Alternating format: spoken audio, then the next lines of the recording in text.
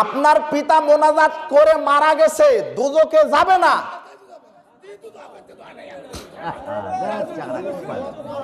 আমার কথা বুঝেন, দুজকে যাবে না, আমার কথা আগে বুঝেন। আপনি মাথা ঠান্ডা করেন একটু, আমার কথা তো শুনবেন আগে, আমার কথা আগে শুনবেন তো।